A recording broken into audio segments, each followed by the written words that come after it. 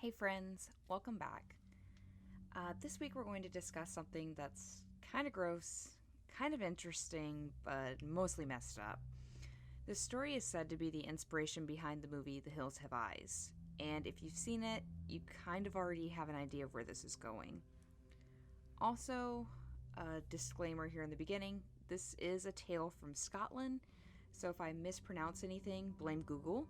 I am going to do my best to make sure the pronunciations are correct because a lot of you have said in previous videos I may have screwed up a little bit, so I'm hoping to correct that in the future. But anywho, let's discuss Sawney Bean and his cannibalistic crew. So sit back, relax, and let's dive in.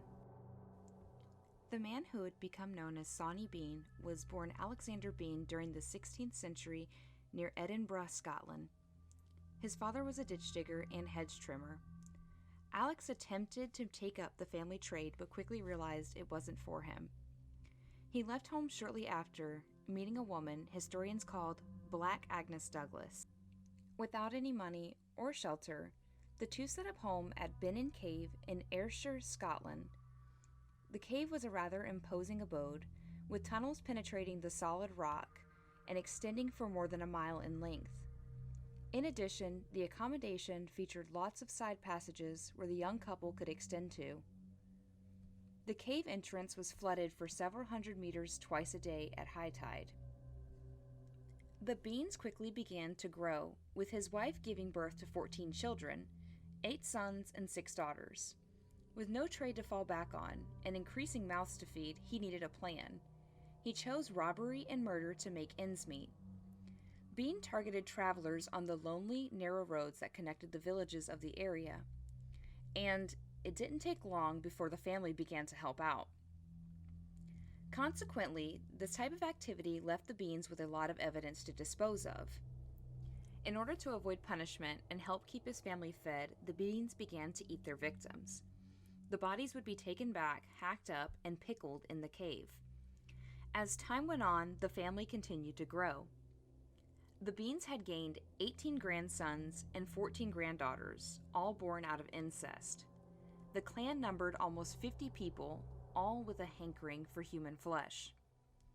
For over 2 decades, the Bean clan grew up in the cave, refining their skills of murder and cannibal cuisine.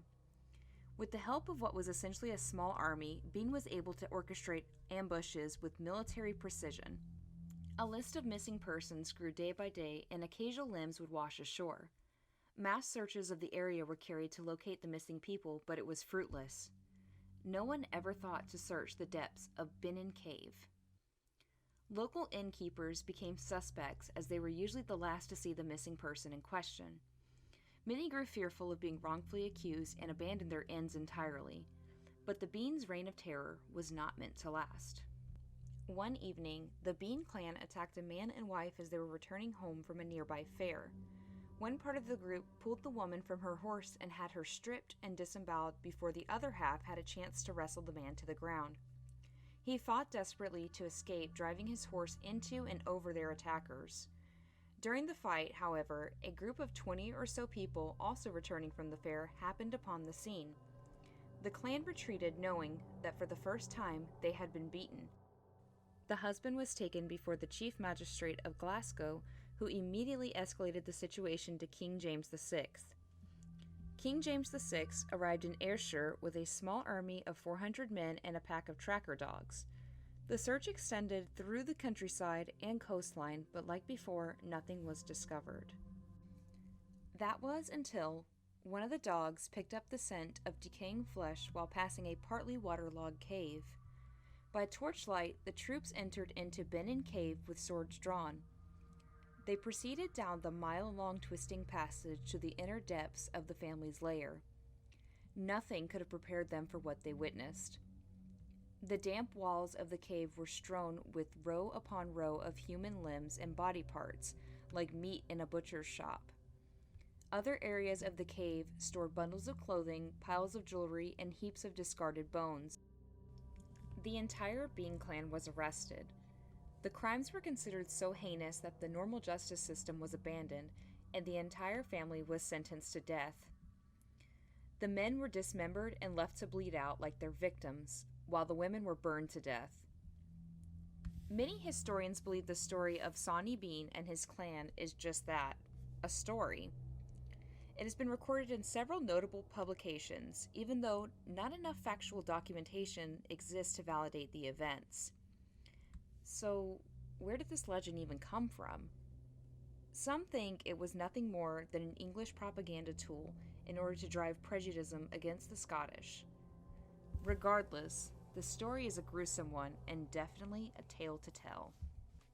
So, there you have it. The legend of Sawney Bean and his clan. Congratulations, guys! You made it to the end of another video. But what do you think about this one? I'm not sure I want to believe it's true. The whole thing just kind of gives me the creeps and makes my skin crawl. This was also a viewer suggestion, so shout out to you for giving us something different. I always love a fresh idea. If you liked the video and feel so inclined to do so, give me a thumbs up and let me know you're enjoying the content. And also, if you're not already subscribed, you should do it. It supports the channel and it keeps you in the loop for uploads. And I mean, no obligation, but it does help. Thank you guys for hanging out with me this week. And also, thank you guys for the feedback. I know I'd mentioned something, earlier in the video, but I do want to say thank you because it does help me grow as a content creator. Good feedback, negative feedback, whatever. It helps me get better at this and provide better quality content. So I appreciate that. And if you have a topic that you'd like me to cover, just let me know.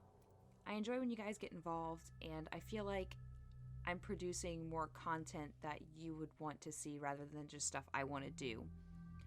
As always, thank you guys for your support. Thank you for helping this channel continue to grow. I appreciate all of it. So stay spooky, my friends, and I'll see you in the next one. Bye!